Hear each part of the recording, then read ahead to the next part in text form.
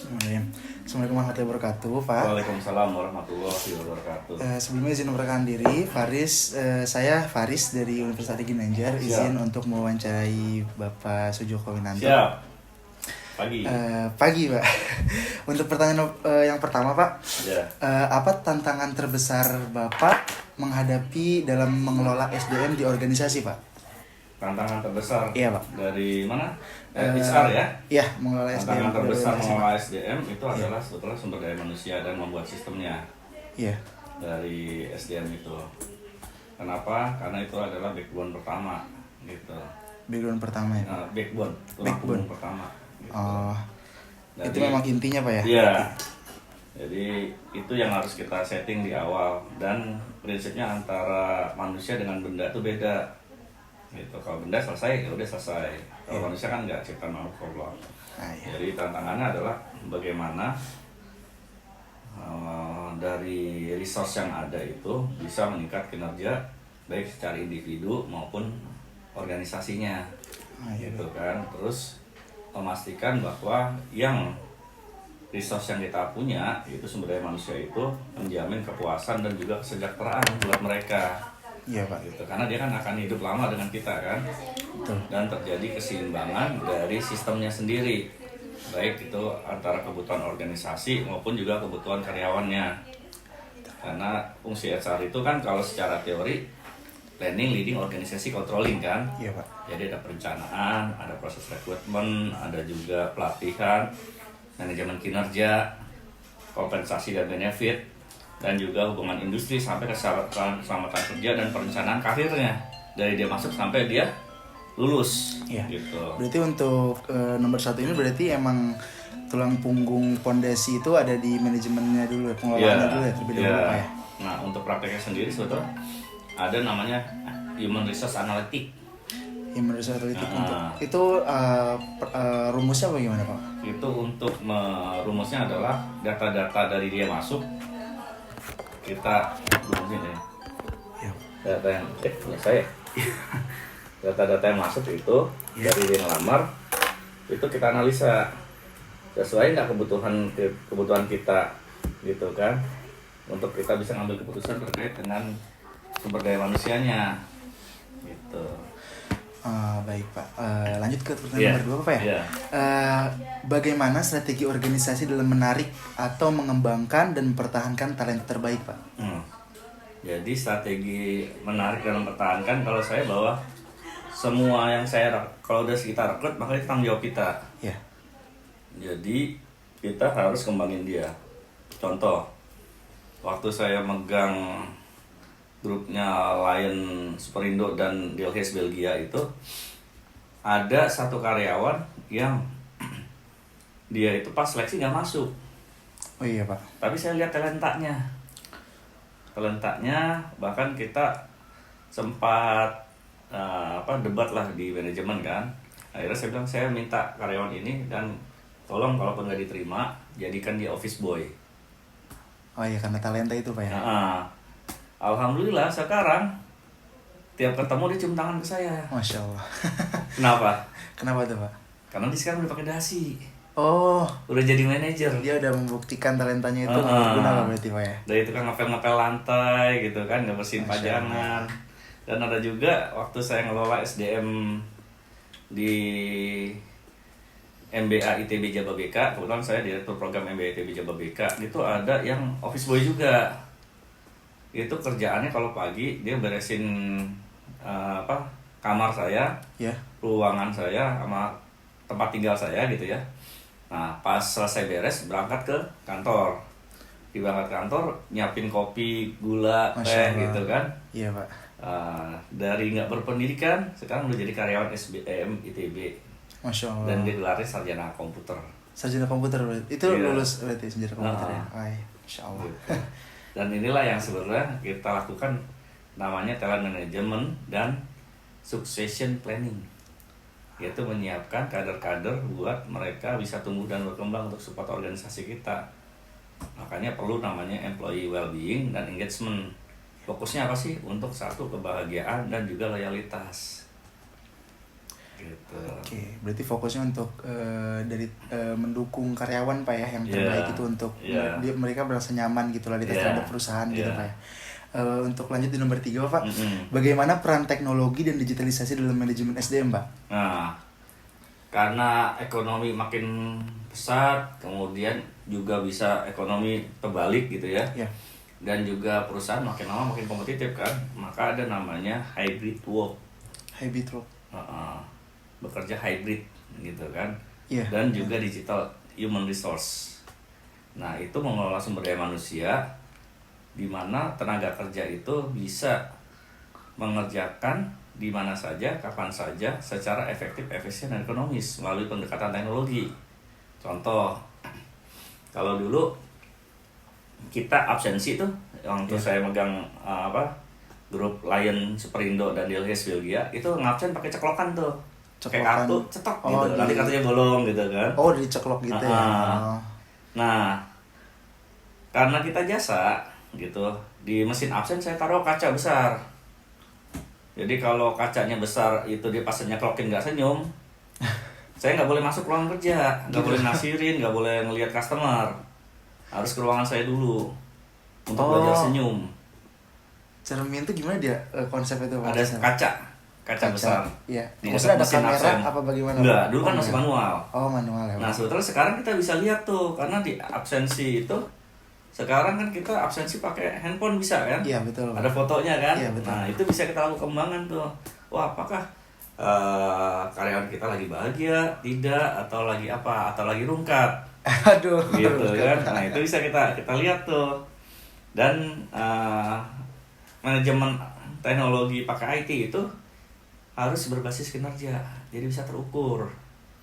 Berbasis kinerja itu gimana Pak? Jadi contoh, tingkat kehadiran, tingkat absensi, kemudian juga tingkat hasil dari kerja, kan ada KPI itu. Iya, betul. Nah, KPI itu nanti dari hasil pencapaian dimasukin ke sistem, maka kita bisa memetakan jalur karir path-nya dia. Oh, berarti memang berperan besar banget ya Pak ya? Iya. Sebelumnya saya juga pernah belajar gitu Pak. Memang pas saya belajar itu memang cara manual gitu Pak. Jadi emang harus riset gitu kalau untuk belajar itu untuk mengelola SDM-nya gitu Pak. Tapi kalau berarti di teknologi ini sangat berperan penting gitu sangat, Pak. Ya. Karena akhirnya HR itu harus melakukan perubahan dalam bidang teknologi dan otomatisasi. Ya. Kenapa? Karena sebetulnya digital itu membuat pekerjaan menjadi mudah, ringan, cepat, apalagi pakai AI dan robot. Contoh, saya pernah jadi anggota Forum Komunikasi Investor Jababeka. Jadi saya ngebina untuk perusahaan Samsung di Jababeka. Dulu itu Pak? Iya. Nah, produksi TV itu berapa lama kalau manusia bikin TV? Kurang tahu sih Pak. Kira-kira aja? Kira-kira mungkin kalau untuk riset gitu Pak ya? Bisa tahunan sih Pak harusnya. Bikin satu pesawat TV nih. Satu TV kan, launching TV gitu. Dari model dan lain-lain sampai masuk kardus. Oh, sampai masuk kardus kayaknya butuh waktu berhari-hari sih Pak. Berhari-hari ya. Berhari-hari. Nah, TV Samsung itu dari material sampai jadi dan masuk kardus itu under 1 hours. 1 hari aja? Di bawah 1 jam. Oh, di bawah 1 jam? Itu pakai teknologi apa gimana? Pakai teknologi. Oh, pakai teknologi ya? Kebayang nggak kalau nggak pakai teknologi? Iya sih, jadi gitu. Buang banyak ini juga Pak, tenaga. Jadi berarti manusianya dilatih bukan untuk nyolder, tapi manusianya dilatih untuk bisa upscaling dan rescaling terhadap penggunaan teknologi dan digitalnya. Gitu. Jadi satu plan itu, satu jalur produksi, 2 jalur, 3 sampai 10 sampai 15 sampai 20, cuma 1 orang. Dia kerjanya keliling melihat mantau warnanya. Gitu ya? Oh gitu. Gitu. Itu tahun berapa Pak? Itu sekitar sekarang kan 13, 15, 20 tahun yang lalu. Oh, udah teknologi udah berkembang banget ya waktu itu Pak. Dan kelemahannya kalau kita nggak pakai teknologi, manusia nggak konsisten. Karena pada saat ngerjain jenuh, Mas. Jenuh, belum memang ada ketidaksempurnaan pasti Pak dalam pembuatan. Iya, karena kan dia harus nyolder terus kan. Lama-lama nggak, tingkat keakuratan rendah. Belum lagi kalau yang bersangkutan itu pekerja kita ya, dia hobinya ngerokok. Oh. Nah, pada saat jenuh dia bawanya ngerokok tuh. Sambil kerja itu, Pak. Oh, bisa jadi sambil kerja. Pelanggaran. Gitu. Makanya ada gunanya teknologi gitu. Sehingga tantangannya adalah menciptakan gimana SDM tadi bisa adopt ke teknologi dan menjadi pemimpin juga, naik dia jabatannya. Baik. Gitu. Iya, nah selanjutnya Pak di nomor 4, nilai atau budaya apa yang paling ditekankan dalam pengelolaan SDM, Pak? Nilai dan budaya. Iya. Nah, kalau kita ngomong terkait dengan bisnis, dengan manajemen, we talk about human. Gitu. Nah, berarti apa yang terjadi? Contoh, saat ini kita lagi namanya multi generasi. Dari satu perusahaan itu sekarang ada yang baby boomer, ya, betul, ada Pak. Gen X, ya, ada bermacam-macam, Pak. Ya. Kamu Gen apa sekarang? Saya Gen Z, Pak. Gen Z. Iya, Gen Z. Jadi satu tim itu bisa ada Gen X, Gen Y, Gen Z. Nilainya berbeda-beda tuh. Oh, iya. Antara baby boomer dan lain beda-beda. Jadi perlu namanya strategi komunikasi dan budaya. Dan juga ada namanya kepemimpinan dan organisasi budaya. Itu yang menyebabkan perusahaan sustain. Tantangannya adalah bagaimana menciptakan budaya kerja itu, bagaimana menciptakan pemimpin yang adaptif dan budaya kerja yang kolaboratif. Dan juga HR harus bisa membangun namanya leadership pipeline dari setiap individunya, Pak ya. Ya, dan hal yang terpenting berikutnya adalah terkait dengan etika dan tata kelolanya. Sistemnya, Pak. Kalau ada isu terkait dengan toksik atau isu terkait dengan integritas atau terkait dengan pelecehan atau diskriminasi yang terpulik, maka manajemen harus segera bertindak cepat. Gitu kan? Iya, Pak. Gitu. Dan pastikan bahwa kalau kami dulu ya, human resource harus memastikan sistem dan tata kelola SDM yang transparan dan adil. Transparan dan adil. Terbuka. Contoh nih, saya jadi MT 3 bulan, Mas. Manajemen trainee waktu masuk. Ya. Jadi masuk langsung jadi MT. Setelah jadi MT 3 bulan untuk jadi manajer biasanya setahun 2 tahun. Jadi masuk sebagai MT langsung 3 bulan jadi manajer. Itu apa yang Bapak perbuat, Pak, sampai kayak gitu? Kita naikin kinerjanya, kita lihat targetnya apa sih gitu. Capai dalam waktu 3 bulan itu. Gitu. Dan si HR jadi bisa tanggung jawab. Oke nih, naik karena satu, dia mempunyai tata kelola SDM yang bagus, transparan dan adil. Iya. Contoh, kalau misalkan kamu ikut organisasi apa?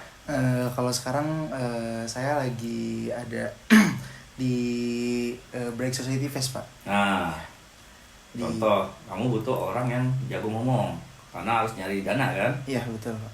Terus ada yang baru masuk tiba-tiba menjadi ketua untuk pencarian dana.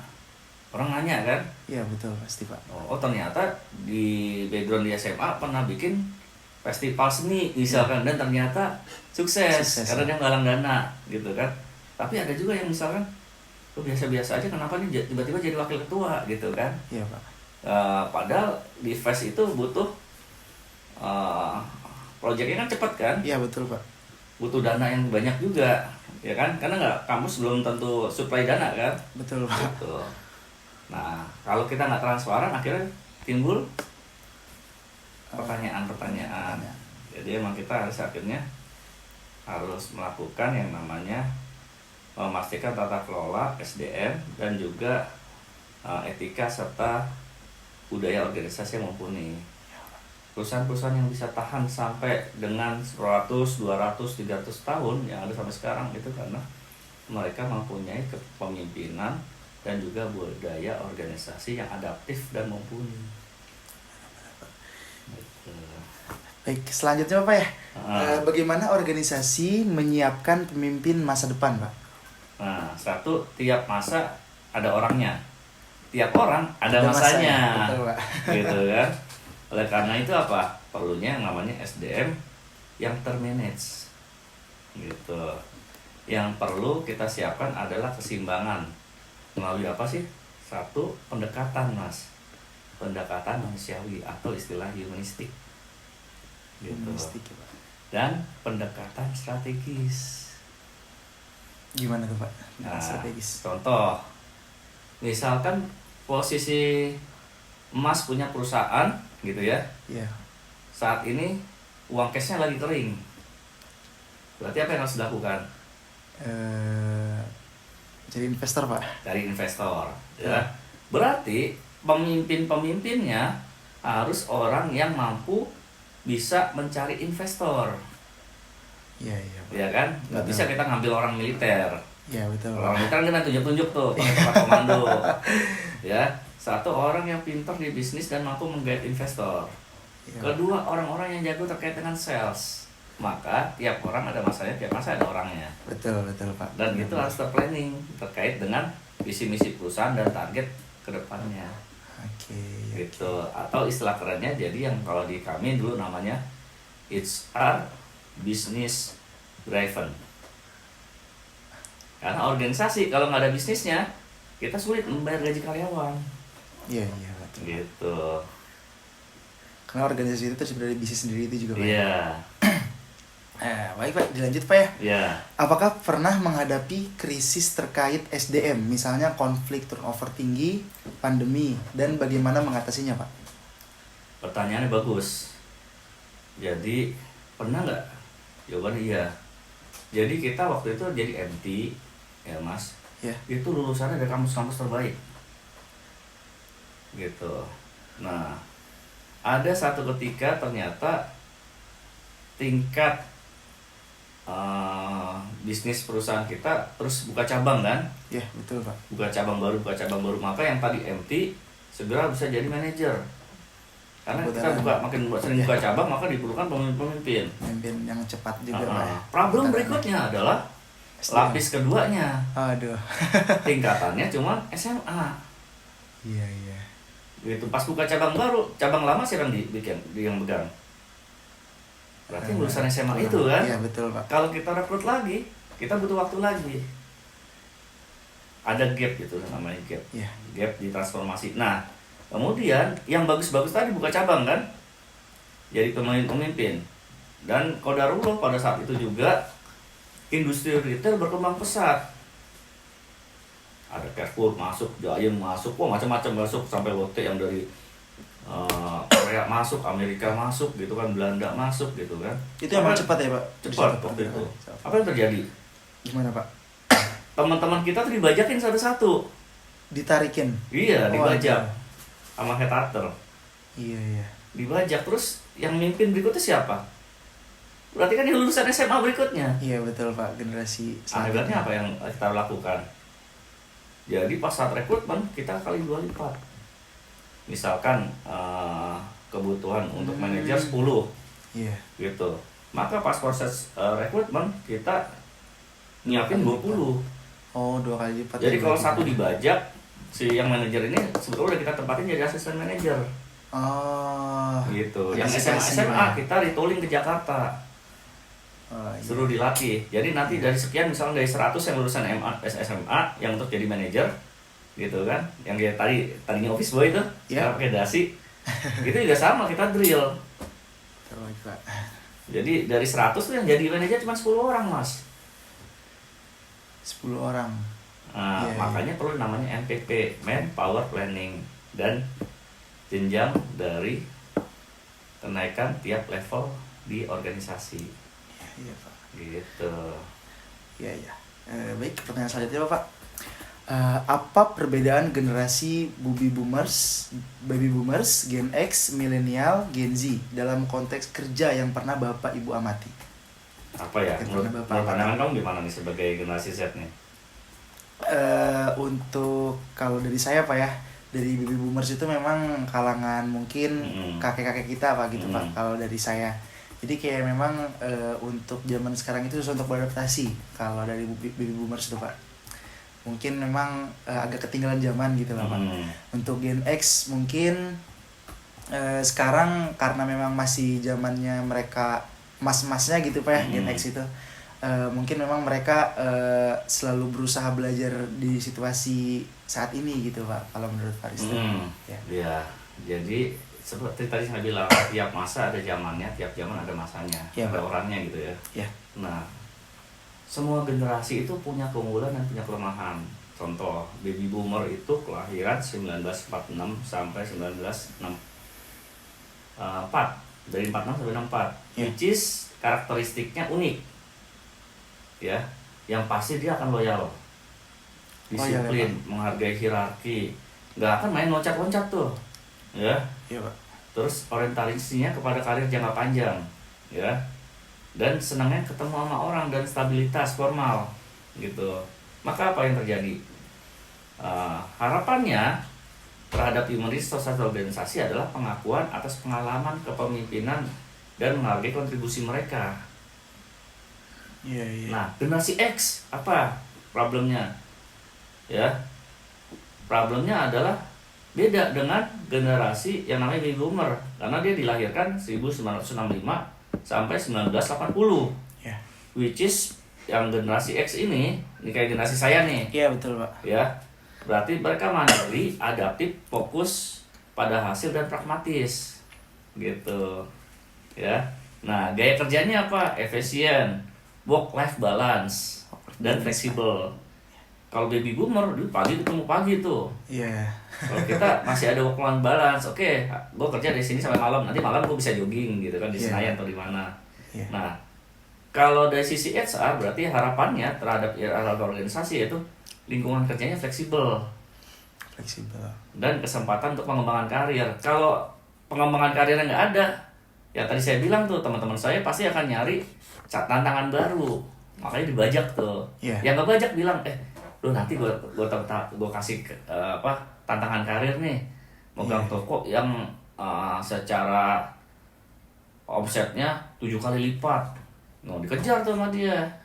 Dan berikutnya adalah apa? Generasi Y, generasi Y atau milenial. Iya, milenial. Nah, itu kelahiran 81 sampai 1996.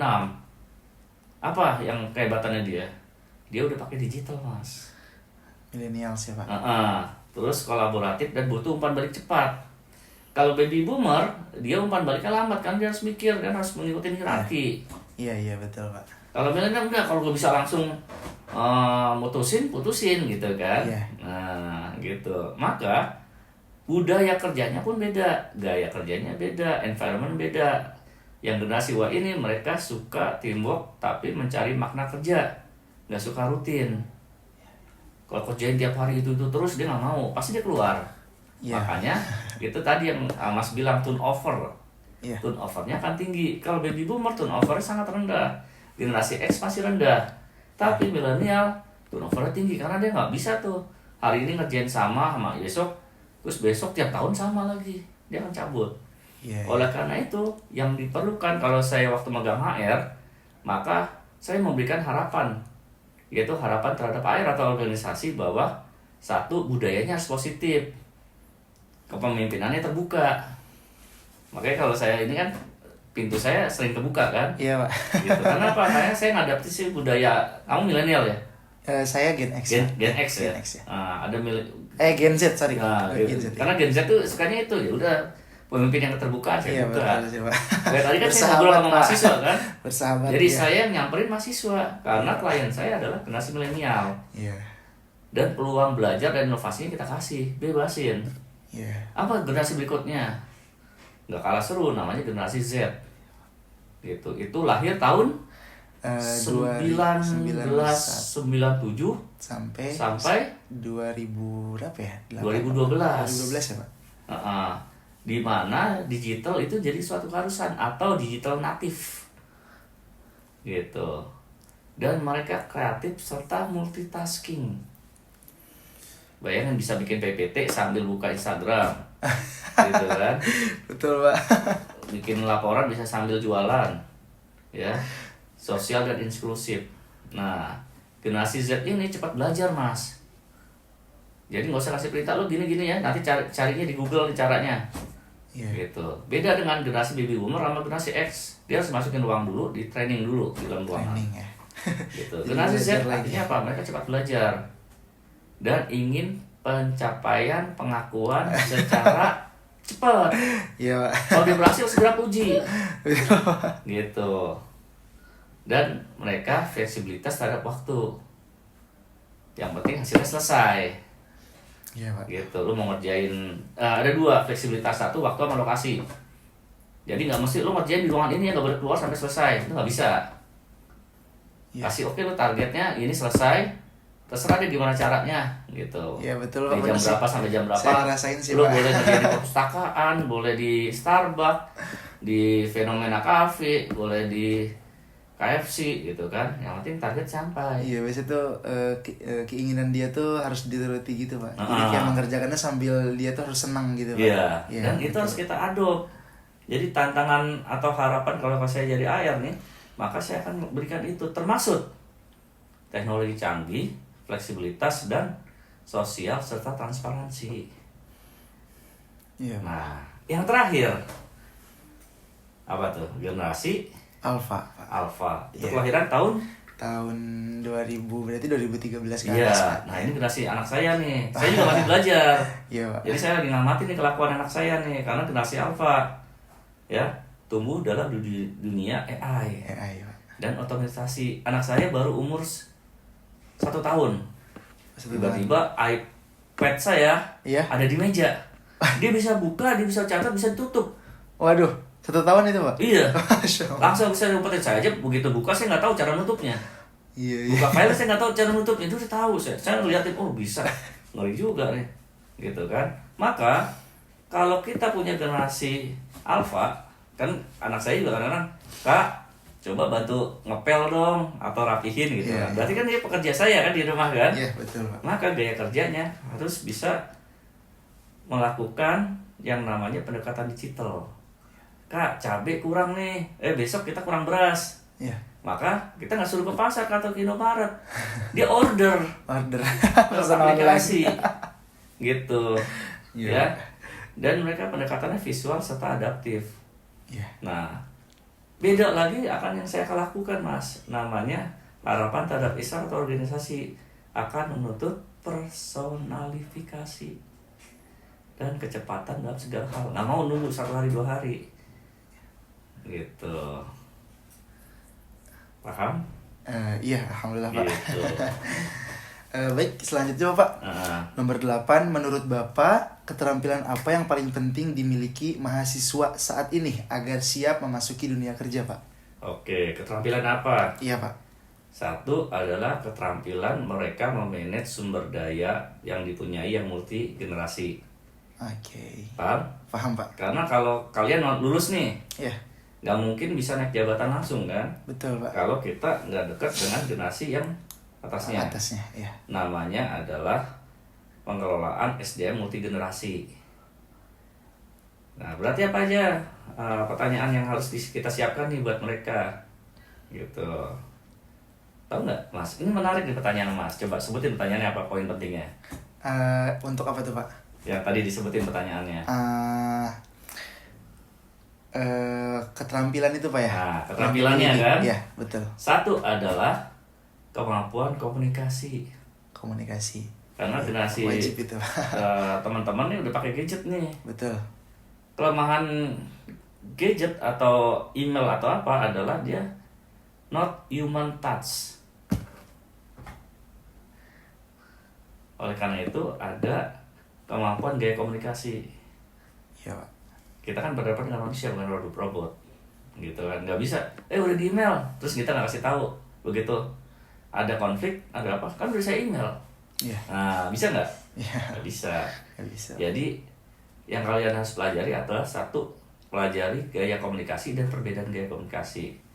Contoh baby boomer dan Gen X, mereka cenderung formal dan tatap muka. Iya.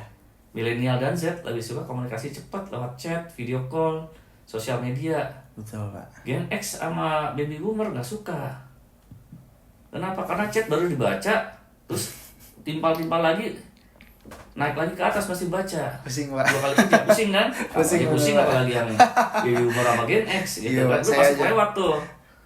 Gitu. Masih suka telepon aja langsung kalau saya juga, Pak. Langsung ketemu. Kedua Langsung adalah ketemu. kalian belajar gimana memotivasi diri dan mempelajari nilai kinerja. Itu harus dipelajarin, Mas. Iya, Pak. Gitu, terkait misalkan untuk generasi kalian ya, keseimbangan dan kemandirian. Terus cari makna dan pertumbuhan serta kecepatan dan fleksibilitas. Iya. Nggak bisa jadikan ibu kering. Iya. Ketiga, kalian belajar tentang konflik. Karena semua yang ada di kelas, semua yang ada di ruangan kerja itu beda latar belakang, beda pendidikan, beda otak, beda masalah juga. Beda masalah, gitu. Maka belajar namanya manajemen konflik dan kemampuan melakukan analisa persepsi antar generasi. Dan kalau saya dulu waktu saya megang di perusahaan itu ada sekitar 200 karyawan, Mas. Iya, Pak. Dari yang mau pensiun sampai yang baru masuk. Yang tadi yang jadi office boy itu. Iya, Pak. Dan itu harus diiniin, dan alhamdulillah lolos. Karena manajer-manajer sebelum saya begitu masuk baru seminggu kerja, apa yang terjadi? Gimana, Pak? Ada semangka di atas meja dan ada pisau di atasnya. Gimana tuh maksudnya, Pak? Artinya lu kalau macem-macem nasib lu bahaya. Oh, gitu ya. Emang ada intimidasi berarti, Pak ya? Tapi mereka nggak berani ketemu langsung. Di zaman gua nggak ada yang berani tuh. Nggak ada semangka gitu. Iya. Yang ada semangkanya udah dipotongin, udah dimakan meja gitu kan. Mobil parkir baret, mobil manajer. Gua parkir mobil, gua balik kagak ada baret, malah mobilnya kinclong. Sampai sekarang nih kalau gua balik ke kantor lama, pada cium tangan gua. Waduh. Udah kayak habis, gua bilang jangan. Sampai anak gue yang kecil udah datang ke kantor lama, ayah punya perusahaan ini ya. Dikiranya CEO, Pak. Iya, lama sih sampai sekarang. Iya. Nah, karena itu adalah kemampuan kita menangani konflik dan melakukan analisa terhadap persepsi antar generasi. Sehingga yang saya lakukan sebagai HR dan juga operasional pimpinan yaitu menjembatani kesenjangan antar persepsi tersebut. Iya, Pak. Dan yang terakhir harus kalian pelajari adalah kemampuan kalian melakukan pengembangan diri. Baik itu melalui knowledge sharing, namanya kemudian leadership track, gitu. Nggak ada lu merasa jago, nggak ada tuh.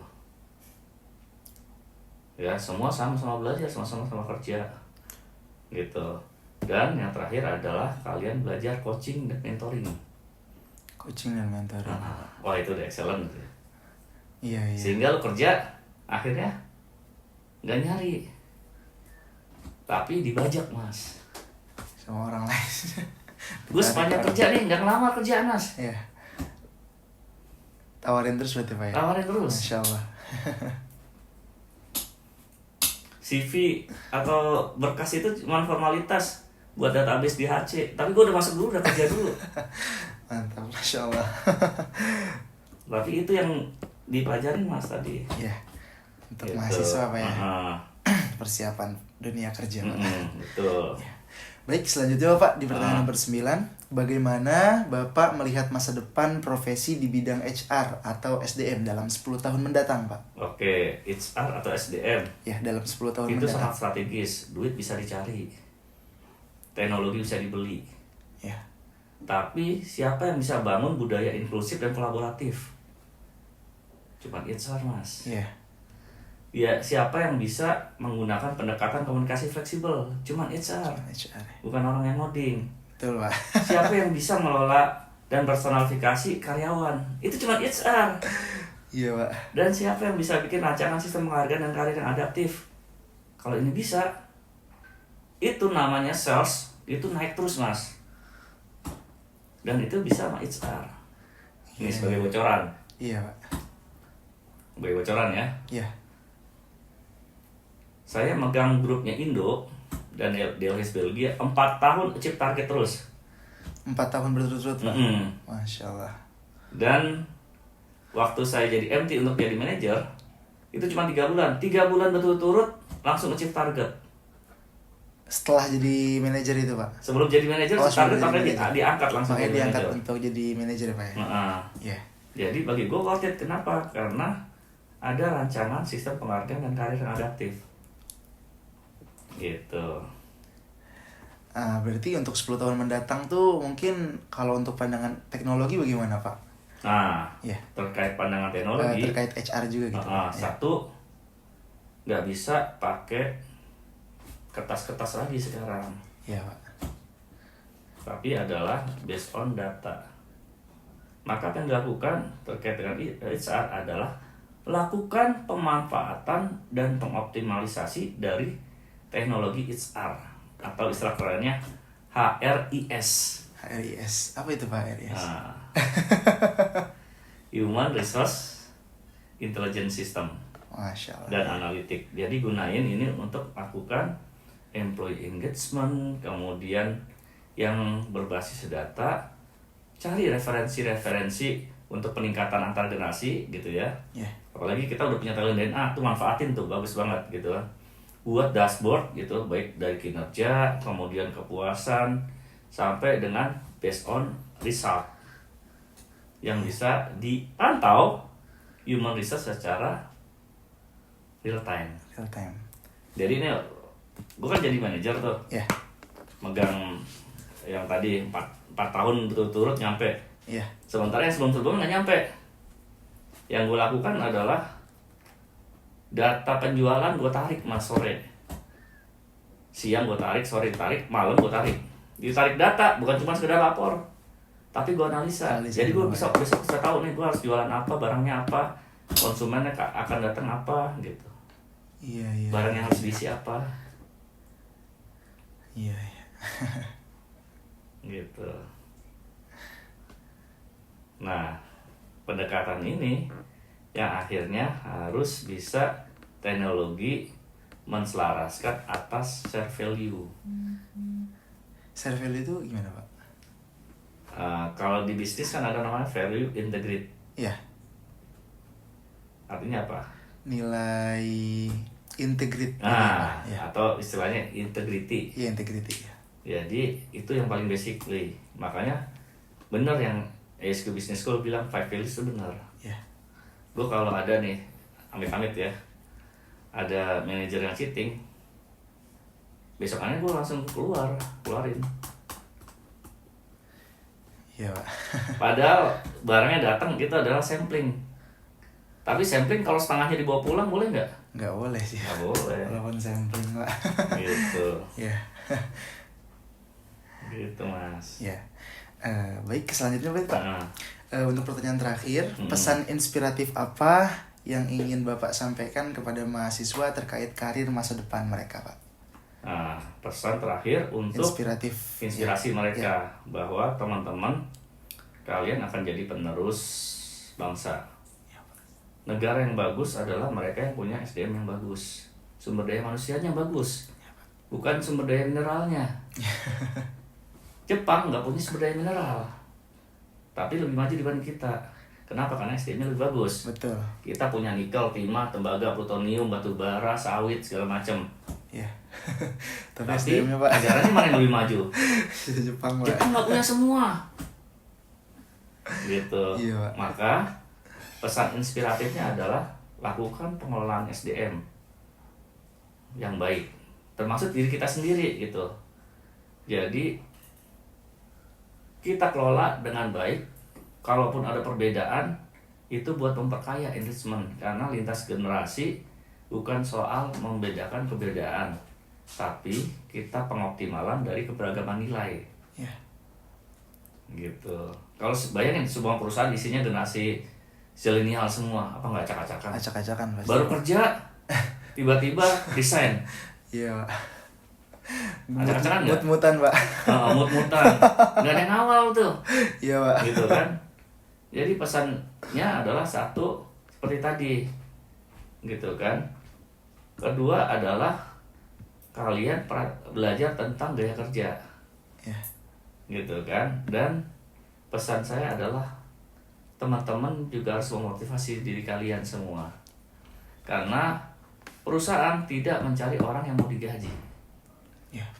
Perusahaan tidak mencari orang yang mau kerja. Ya. Tapi mereka adalah mencari yang namanya talent, untuk bisa sinergi bersama-sama di dalam perusahaan. Ya. Kalau dia talentnya bagus tapi tidak bisa bersinergi, perusahaan acak-acakan juga. Iya, Pak. Dan juga HR ini harus menjadi jembatan antar generasi, tapi juga mereka bisa membangun menjadi arsitek buat budaya kolaboratif. Dan perusahaan harus sustain. Maka mereka harus punya budaya dan juga pembelajaran berkelanjutan. Ya. Baik Pak, mungkin cukup sampai pertanyaan hanya 10 Pak. Jadi cukup sampai di sini. Ya. Terima kasih banyak Pak Sujoko Winanto telah meluangkan waktu untuk wawancara HR ini Pak. Ya. Siap. Baik. Assalamualaikum warahmatullahi wabarakatuh Pak. Waalaikumsalam warahmatullahi wabarakatuh.